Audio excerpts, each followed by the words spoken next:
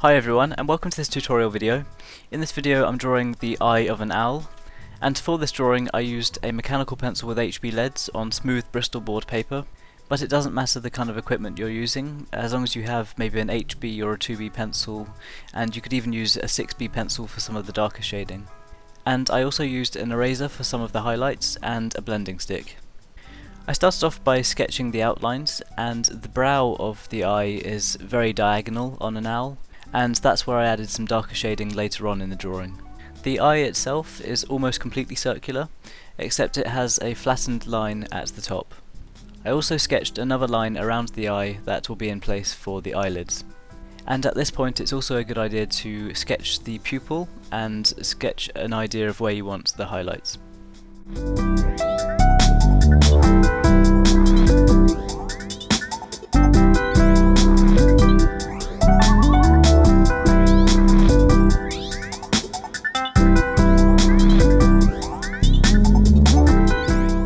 Once I had the outlines drawn, it was time to move on to the shading, and to begin with I added a dark line of shading all the way around the eye, and then I added some basic shading across the entire iris itself, just to lay a foundation. And to help smooth that shading I used a blending stick. And then I started adding some darker lines around the edge of the eye. These will convey veins and that kind of textured effect around the edges of the eye.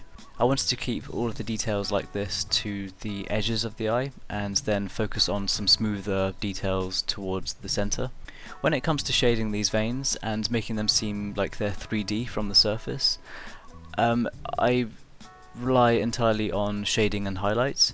In this example I'm imagining the light source coming from the right side, and so the darker shading to make the veins stand out is going to be on the left side of them. And then this is where the eraser comes in useful, adding highlights with the eraser on the right side of the shading. It really helps to make these veins pop out from the surface. You'll be able to see this process as I work my way across this eye.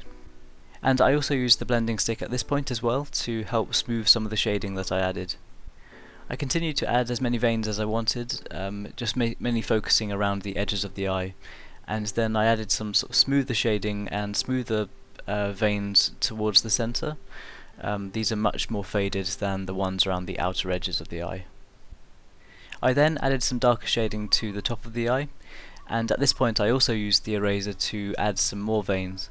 And it's at this point that you can see the effect of having the white highlights contrasting with the darker shading at the top of the eye. That's when you can start to see the details of the veins start to pop out, and it makes it seem like a lot more like the surface of an eye. I continued to refine the details of the iris as much as possible, adding some darker shading and then contrasting it with some really bright highlights with the eraser. And I can promise you that doing this just really starts to make the surface of the eye stand out. After that I moved on to adding some really dark shading to the pupil, making sure to leave the highlights as they'll be a really important factor in making this drawing seem 3D and realistic. After that it was time to move on to the details outside of the eye, and I started off with the corner of the eye, making sure to leave some highlights to show that kind of reflective surface of the skin. And it was equally important to add some darker shading around that to contrast with the highlights and make it seem like this area was really prominent from the feathers. When it came to adding the details to the eyelids around the eye, I made sure to leave some highlights around the darker shading that I'd already drawn. As mentioned before, highlights on the eye and around the bottom of the eye are extremely important in making this drawing seem realistic. To the eyelid itself, I decided to add kind of a scaled skin effect, and I added some shading to the lower edges and a line of highlighting to kind of show the ridge of the eyelid. I made sure to make it darker towards the upper eyelid, as that's where the brow of the feathers will be, and that creates a much darker area. Once I finished adding the details of the eyes and the eyelids, it was time to move on to adding the details of the feathers.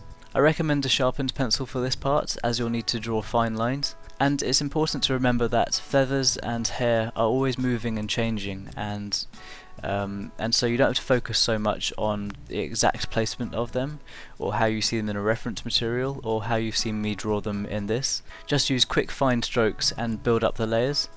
In this example, I started off by adding a fine layer of pencil, and then I used the eraser to add another layer of hair, and then I used pencil over the top of that to add, just kind of build up the layers and make it seem like there's different levels of feathers.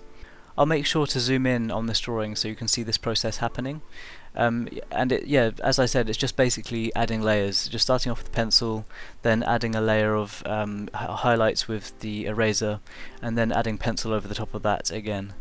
This is a really simple and effective way of shading feathers or hair, and I highly recommend trying it out because it's really fun. I always really enjoy working on drawings of eyes like this, and I think this drawing took about 2 hours in total. I really hope this video helped in some way, and if you've drawn anything similar, or if you followed this video along, then feel free to show me your work on Twitter or Facebook or Instagram. And if you enjoy videos like this, or if you want to learn more about how to draw, then feel free to subscribe to my channel, and any likes or shares on this video are hugely appreciated, and it really means a lot to me. It helps the channel out, and it really means so much. If you want to follow me on Twitter or Facebook or Instagram and follow along with the progress photos throughout the week, then be sure to check out the links in the description box below. And once again, thank you so much for the support on this channel. I love working on videos like this, and I really hope they help. Thanks for watching this video, and I'll see you all soon.